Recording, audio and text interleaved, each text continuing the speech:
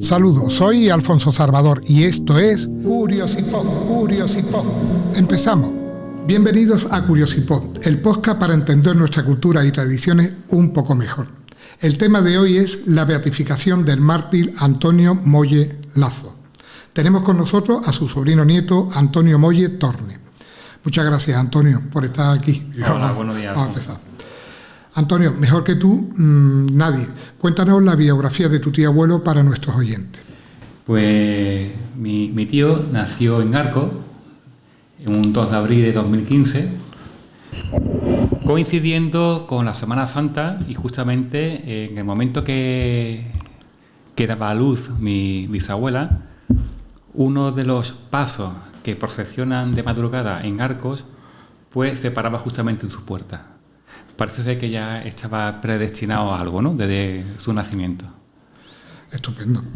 Ellos se vinieron a Jerez muy joven. Antonio los padres se vinieron para Jerez cuando Antonio era muy joven, tenía 5 meses. Sí, era muy chico. Eran 3 hermanos, el mayor era Carlos, después le seguía Antonio y por último mi abuelo Manuel.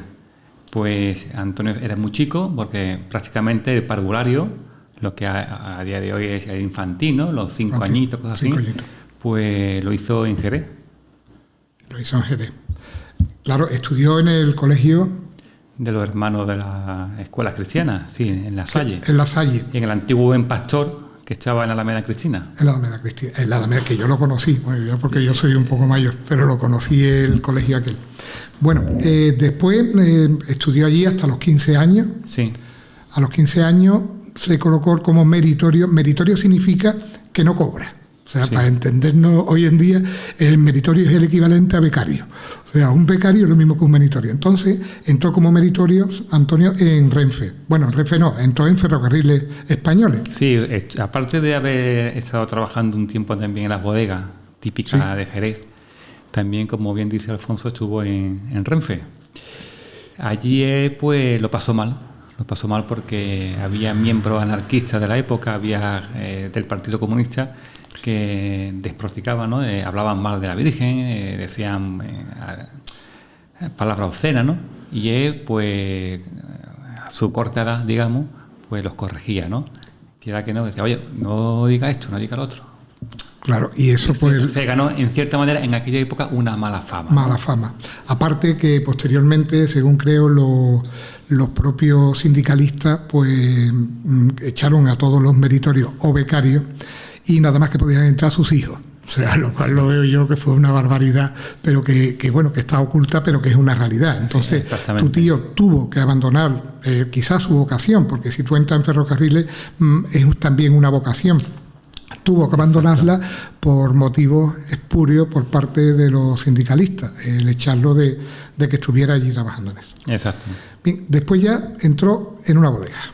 Sí, exactamente, no sé qué bodega es, había tanta bodega en Jerez. Sí, sí. Hoy en día quedan 3 o 4, pero en aquella época Jerez había muchísimas bodegas. Muchas bodegas y muchas marcas y firmas de bodegas. Posteriormente, después estuvo en la época del boom del cine, que era el cine, pues estuvo trabajando incluso con su padre, estuvo en la taquilla de un cine que no, ¿qué cine? No tampoco lo sabemos. Sé exactamente. No tenemos la fuente. También, como a día de hoy en Jerez, los cines míticos de Jerez han desaparecido, y no queda ninguno. No queda ninguno.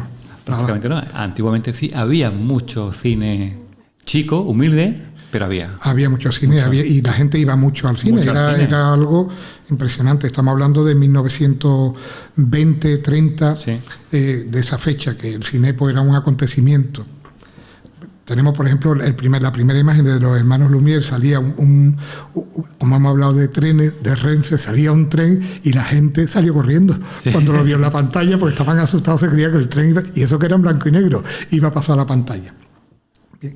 Ya después entró, que es una cosa que entró a formar parte bueno, ¿tu familia es carlista o sigue siendo carlista? A día de hoy, desde mi padre hasta mí, no pertenecemos a la comunidad tradicionalista, Pero sí tenemos relación con ellos por el tema de Antonio Molle, tenemos una buena amistad con algunos de ellos, pero el tema carlismo o de la comunión tradicionalista viene ya desde mi bisabuelo, que ya pertenecía a la comunión. A la comunión, vale. Entonces, después ya entró a formar parte de esa asociación, ¿no? Sí. Llamémosla asociación, o bueno, una fraternidad, la comunión tradicional carlista. Comunión, ¿no? Sí, lo que busca es, su lema es Dios, patria, fuego y rey, ¿no? Sí. Pues digamos que es la otra rama borbónica que ellos llaman la legítima. La legítima. A la actual, a la que tenemos ahora. Muy bien. Muy bien, eso para los que nos escuchan desde fuera de España, pues bueno, pues eso es interesante que más o menos tengan una idea de qué era. Bien, ya después, bueno, pues sigue, ya entra dentro tenía una cosa aquí, también hubo un ataque, ya vamos a empezar. Tema religioso, sí. Ataque en monasterio, San Dionisio. Por ejemplo, Santo Domingo. Fue en Santo Domingo. Pero fue su hermano, ¿no, Carlos? No, y él también.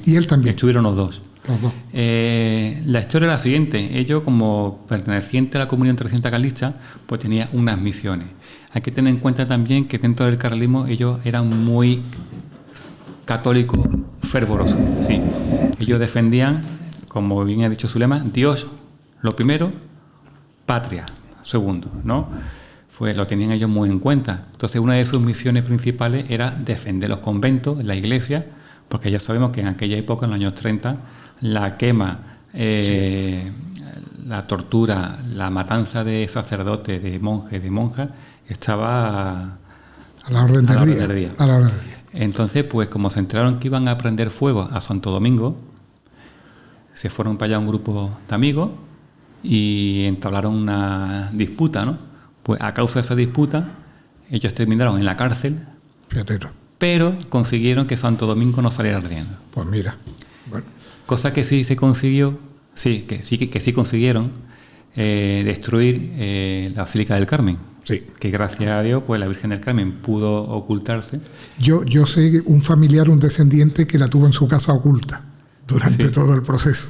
Y la descendiente me lo dijo, porque eso no lo sabe nadie. Mira, pues yo la he tenido oculta en mi casa por mi bisabuelo. Su bisabuelo la había ocultado. Y evitó que saliera, que quemaran también eso. Porque siempre, yo no sé por qué, la izquierda en España le da por atacar a la Iglesia Católica, sin embargo a los musulmanes le hacen la ola, incluso a su rey, el actual presidente del gobierno.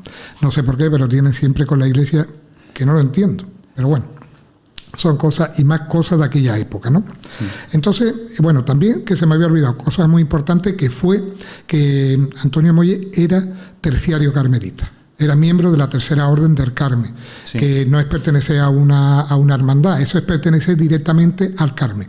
Es como si habláramos en la jerga militar, sería como un fraile de complemento. O sea, el equivalente, porque tiene los 3 votos y tiene todo. Entonces, pues también a nosotros, que haya sido terciario, pues siempre pues le da también algo muy especial, ¿no? De que lleva una vida religiosa pues amplia y grande, ¿no? Y bueno, y muy, muy hecha. Después, tenemos que en aquella época tenemos que tener en cuenta que ya está a punto de Merilla de surgir el levantamiento nacional, la guerra civil, la guerra fratricida entre españoles, y a él pues le cogen Jerez. Y Jerez es una de las zonas que más, pero tú lo sabes mejor que yo, que más pronto cayó en manos por el general Queipo de Llano, pues cayó en manos del bando nacional, que en principio venían de Merilla con la bandera republicana. Aquí se juntaron los dos con la bandera republicana y dice, esto no puede ser, vamos a cambiar de bandera. Y entonces pues cogieron y cambiaron de bandera y pusieron la roja y guarda. Sí. Pero en principio venían así preparados. Eso era una de las exigencias de los tercios de Requeté, de que ellos iban con la bandera nacional. Sí, no iba con otra bandera que no fuese esa. Claro. Y también ellos exigieron de no llevar el cangrejo. ¿Y qué era el cangrejo en aquella época? Ellos llevaban el detente era el corazón de Jesús, pero le exigía al bando nacional que llevara, como bien he dicho antes, el cangrejo. El cangrejo no es otra cosa que el yugo con la flecha. Ahí está. Ellos no, ellos eran, digamos, tradicionalistas carlistas, ellos llevaban su detente y su bandera nacional. Pero nada, lo llevaba cada uno. Cada uno tenía su sitio dentro del bando nacional. Sí, y además, mira, una prima mía, que su abuelo era el vizconde de Sassi de Ávila, y la madre pues era nieta del marqués de Domé, pues tenía la bandera, y tienen todavía la bandera de la bandera carlista.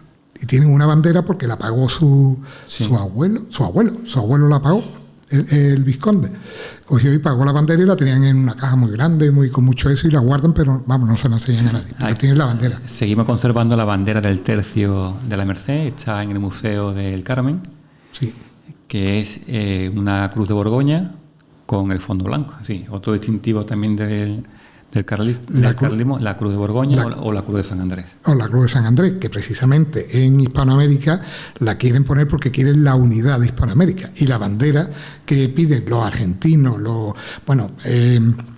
¿cómo se llaman?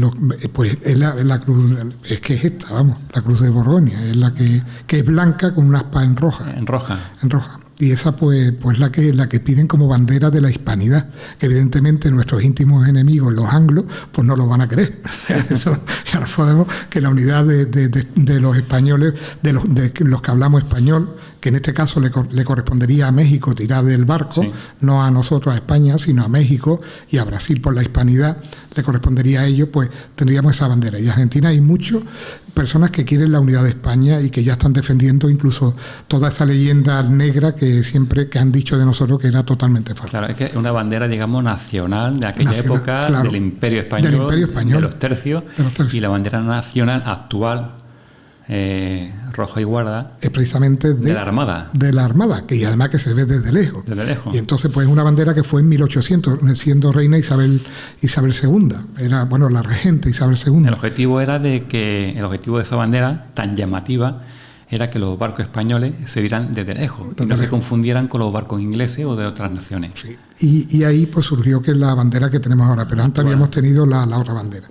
Bien, entonces entra él ya en esa fecha, en 1932, en los tercios de Requeté, Nuestra Señora de la Merced. Y entonces entra ya como miembro y ya empieza a participar. Sí. Participa también asistiendo a reuniones del otro bando, y pasa información, sí, a esto, participa. Pega de carteles también. Pega de carteles.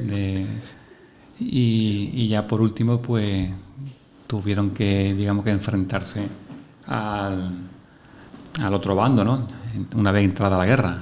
Claro, ya se pasó lo que pasó, desgraciadamente, y ya pasó. Bueno, entonces ellos entraron. Ya llega a Jerez, llega la fuerza, triunfa el Frente Nacional. El levantamiento. Y entonces se crean los tercios que también yo conozco por Salvador Arizón, comandante Salvador Arizón. Yo conozco a su nieto o bisnieto, Ignacio Arizón Picardo, que es una persona. Y entonces pues y ya pues se crea el tercio de Requeté de aquí, y van a Sevilla. Sí. Concretamente a la ciudad, al pueblo de Peñaflor. Y allí pues van a defender el tema. Cuéntanos eso. El destacamento del tercio de la Merced estaba en Peñaflor. Sí. Pero como fue una zona, digamos, ya tomada por el bando nacional, había una cierta seguridad en aquel pueblo. Entonces dejaron allí a custodia del pueblo un pequeño grupo. Entre ellos estaba Antonio Molle, algunos guardias civiles, otros cuantos Requeté. Cuando me refiero a Requeté es carlista. Pero empezaron a venir una columna de bando republicano, y entonces temieron de que fueran a tomar otra vez el pueblo de Peñaflor. ¿Qué pasa? Que justamente esa columna por donde estaba entrando hay un convento de monjas. Y sabiendo lo que años previos había pasado en España con la quema de conventos, violaciones de monjas, maltrato y vejaciones a sacerdotes y a monjes, pues Antonio Molle, en vez de irse con el grupo al ayuntamiento, se quedó defendiendo la entrada del convento, apostado en una azotea, en un balcón de una casa justamente adosada al convento, para evitar eso, para evitar que pudieran entrar dentro del convento y hacer lo que previamente o anteriormente habían hecho con otros conventos. Muy bien. Y ahí pasó Ahí pasó, digamos, de que en el momento de que se quedó sin munición, que ya no pudo, digamos, hacer frente, digamos, a esa columna que llegaba, salió y a la vez que salía pudo también, digamos, proteger a una madre con su hija. La metió dentro de una casa. Él intentó meterse también entre unos recovecos y unos sitios, pero al final lo cogieron, ¿no? ¿Cómo lo cogieron? Pues justamente por una casualidad también, ¿no? Porque justamente cuando ya se le acabó la munición y estaba intentando meterse por las casas, pasó una avioneta de reconocimiento del bando nacional muy baja y entonces los milicianos que estaban por allí se metieron por las casas y justamente cuando Antonio Moya intentaba salir de la casa fue cuando lo cogieron, ¿no? Y ahí ya pues viene todo el acontecimiento, triste acontecimiento. Sí, fue tomado prisionero, desarmado, porque hay que hacer hincapié en eso, que iba desarmado, iba escoltado por un grupo de milicianos y cuando ya el grueso de la columna vio venir a Antonio Moya, prisionero, hubo algunos que hicieron una descarga de fusilería con escopeta impactando sobre Antonio Moya, dejándolo malherido, ¿no? Malherido. Entonces fue cuando aprovecharon y estando ya malherido en el suelo, cuando empezó el martirio. Ahí. Que ha sido, vamos, impresionante. Ese es uno de los martirios que incluso don Jorge López Tulón, un sacerdote, lo cuenta como uno de los más duros que hubo en España. Don Jorge López Tulón, uno de los postuladores más importantes que hay en España. Y sabiendo lo que eran, sabiendo que era un carlista y que su defensa de la religión católica era de las funciones principales, viendo que llevaba su boina, que llevaba su detente del corazón de Jesús, su medalla escapularia de la Virgen del Carmen, claro, la tomaron con él. Le obligaron a decir viva el comunismo, le obligaron a decir viva Rusia, pero él gritaba viva Cristo Rey, viva España. Viendo que incluso estando malherido no podían hacer nada con él, lo obligaron a decir viva Rusia, viva el comunismo, con un culatazo en la cara. ¿Qué le provocó ese culatazo en la cara? El hundimiento del ojo y del pómulo hacia adentro. Él sigue gritando viva Cristo Rey, viva España. Le sacaron el otro ojo con una bayoneta. Le llevaron un tajo de nariz también. Como veían que era imposible de que él gritara viva Rusia, viva el comunismo, él sigue gritando viva Cristo Rey y viva España. Hay que tener en cuenta que cada vez con la voz más apagada, claro, porque quiera que no, tenía unos cuantos perdigones de la escopeta que le dispararon y aparte todas las mutilaciones que le estaban haciendo, ¿no? Le cortaron las orejas. Una de las orejas se la puso uno como estandarte, como medalla, y se paseó por el pueblo con la medalla, con la oreja, a los días siguientes. Y viendo que era imposible de que renegara de su fe, y viendo que daba testimonio de fe, gritando viva Cristo Rey, viva España, le dieron una descarga de fusilería, lo acuchillaron, y por último fueron a darle el tiro de gracia, pero dijeron que no, que sufriera. Y ahí claro, lo dejaron moribundo hasta que murió. Pues vaya, pues eso es una cosa que no debemos de olvidar, lo que es una guerra y lo que le hicieron a Antonio Moya. Bien, ya ahora... Hay que tener en cuenta que él era prisionero. Sí. Y sufrió un martirio y una tortura, estando desarmado. Sí, que eso en el Código de la Guerra pues totalmente prohibido, y que después hay constancia notarial de que dio testimonio de fe, que es donde se basa, digamos, la beatificación, ¿no? ¿Qué problema nos encontramos a día de hoy? De que a día de hoy queremos ver las cosas desde el punto de vista actual, no desde el punto de vista de su tiempo. ahora para beatificar o para que alguien sea santo debe ser un cordero, sí, como decían que tiene que ir al matadero como un cordero degollado. Sí. Esto está bien, digamos, momento dado en la actualidad, en aquella época no. En aquella época, incluso por el Papa Pío XI, ¿no? Que apoyó la Cruzada Nacional, la defensa nacional y de los principios católicos era fundamental, ¿no? Claro. Lo que dice la Iglesia que es para el reconocimiento, dice, es el reconocimiento hecho por la Iglesia Católica de que una persona que se dice ha sido fiel a la enseñanza de Jesucristo, que él está junto a Dios, que él está en estado de gracia y puede interceder por los que acuden a él en oración. Esta es lo que diríamos que es la definición que da para la beatificación.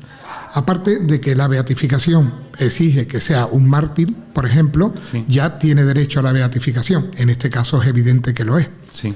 Aparte que ¿quién inicia la beatificación? Aparte del obispo.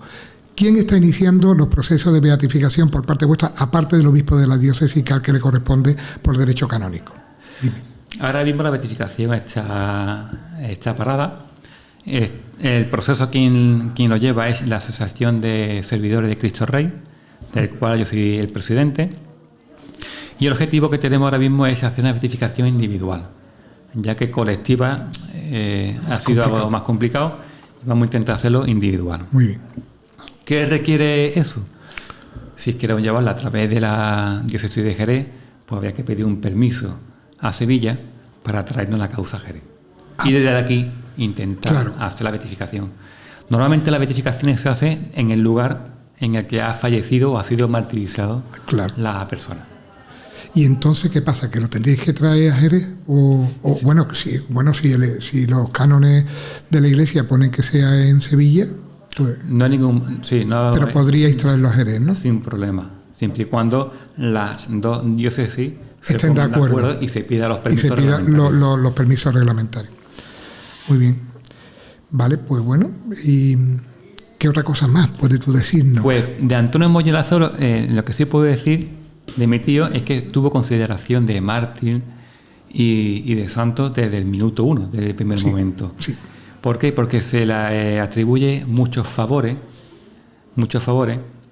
y aparte hay que tener en cuenta que en la capilla en la que está, digamos, depositado su cuerpo, es la capilla de Cristo Rey, sí, capilla que se encuentra en la Basílica del Carmen, que se construyó expresamente para él. ¿Y por qué se construyó expresamente para él dentro de una iglesia sin ser, digamos, considerado mártir o nombrado beato?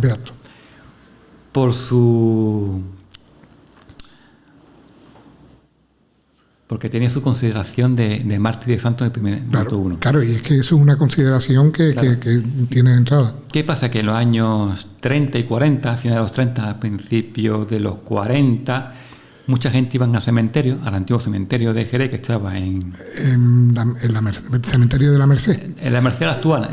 El que estaba donde está en el Coloma, sí, donde está el edificio Granada y las Torres de Córdoba. Las Torres de Córdoba, todo eso, sí. Mucha gente iban allí a rezarle, a pedirle favores. Favores que a día de hoy esa documentación existe para el proceso de beatificación. ¿Qué pasó? Que se construyó la capilla para que la gente fuesen a la capilla y no fuesen al cementerio. También hay que tener en cuenta una cosa, y que también viene en los relatos de Antonio Molle, y es que cuando se construyó el nuevo cementerio de Jerez y se hizo el traslado del cuerpo del cementerio antiguo al nuevo, cuando sacaron el cuerpo de Antonio Molle, al cabo de más o menos un año, el cuerpo estaba incorrupto y no desprendía olores a corrupción, sí, sino que olía, decían que a flores, a santidad. Eso está también recogido bajo notario, sacerdote, médico forense, sí, está todo recogido. Y una vez que ya se construyó como... en la Basílica del Carmen, desde la frontera a España. La capilla de Cristo Rey, fue depositado allí el cuerpo. El cuerpo. Bien, y está allí en aquella capilla y va mucha gente, ¿eh? Va mucha gente. Y si no recuerdo mal, creo que hace 2 o 3 años me llegó una carta de Valencia, de una señora, de que a través de de la mediación de Antonio Molle, pues se le concedió un favor. Si quiere cuento cómo fue. Sí, por supuesto. Se puso en contacto esta señora con el padre Alejandro, el prior del Carmen, y él me pasó el teléfono suyo, porque tenía intención y tenía de hablar con el presidente de la Asociación de Cristo Rey, ¿no? Para el tema de Antonio Molle. Sí. Y me contó la historia. Y la historia era la siguiente, y era una señora junto con otras que querían ser consagradas, ¿no? Virgen consagrada. Virgen consagrada. Y entonces pues hubo problemas allí en la zona de Valencia porque el sacerdote que la llevaba, que si no recuerdo mal, que una especie de catequesis, ¿no? Preparatoria, Sí. falleció. Entonces se retrasó la cosa, después hubo un cambio de obispo, total, que una cosa que normalmente solía ser año y medio, 2 años, lleva ya por 5 o 6 años. 5 o 6 años. Bueno. Entonces ella lo que pedía que a través de la mediación de Antonio Molle, pues la cosa se acelerara, ¿no? ¿Qué ocurrió? Pues que una de esas señoras que iban a ser consagradas contrae un cáncer. Y entonces se entera el obispo y en menos de 6 meses consagran a todas. Y una que son consagradas, la señora se salva del cáncer. Hombre, pues fíjate. Entonces yo le pedí que me la mandaran por escrito, Claro. para anexarla, digamos, a todo lo que es la documentación del proceso de beatificación. De beatificación. Sí, que es algo actual. Algo actual, que sea una cosa actual. Que el proceso de beatificación, bueno, pues hay 4 grados. Antes de llegar a santo hay 4 grados. Siervo de Dios, venerable, beato y santo. Sí. Eso es el escalafón, Sí. para hablarlo nosotros, sí. El escalafón que hay dentro de esto, ¿no? Y ahí es donde estamos, porque es una persona que, bueno, que ahí está. Después también, bueno, ya hemos dicho lo del Carmen, y ¿qué más te gustaría a ti añadir? Otra cosa más, aparte de la asociación vuestra, la asociación que habéis creado.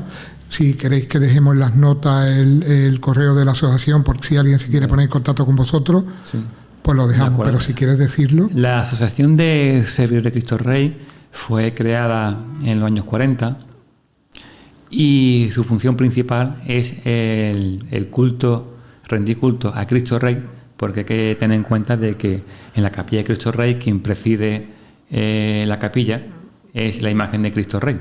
Sí. Actualmente está compartida con el Cristo de la Lanzada, sí, ¿no? Y con la Virgen de las Aguas, pero digamos que su titular es Cristo Rey. Es Cristo Rey, ¿no? Bueno, pues una de sus funciones principales de esta asociación es rendir culto a Cristo Rey y la otra es promover la causa de beatificación de Antonio Molle.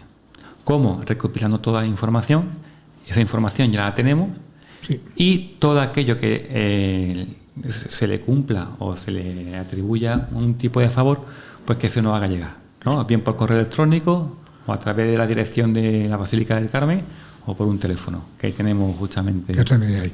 Bueno, pues si quieres decir el teléfono o el correo, pues de todas maneras lo pondremos en las notas, vale, en las notas de todos los sitios donde se publica, de todos los que quieran escucharlo, por si alguien quiere estar interesado. De acuerdo, el correo es muy fácil, el correo es servidores de Cristo Rey, todo en minúscula y junto, @hotmail.com. Estupendo. Es lo más rápido. Es rápido, servidores de Cristo Rey, @hotmail.com. Bien, muy bien. Pues me parece estupendo, Antonio, y decirte que darte las gracias por haber participado y próximamente pues ya lo pondremos ahora que el día 10 se cumple. ¿Cuántos años se cumplen, Antonio? De su asesinato. Pues desde el año 36 hasta el actual, pues llevamos unos cuantos. Pues un montón. Entonces lo hemos aclarado. Pues estupendo. Pues muchas gracias, Antonio, y bueno, y a todos vosotros daros las gracias por haberme escuchado y un saludo virtual a todos. Muchas gracias.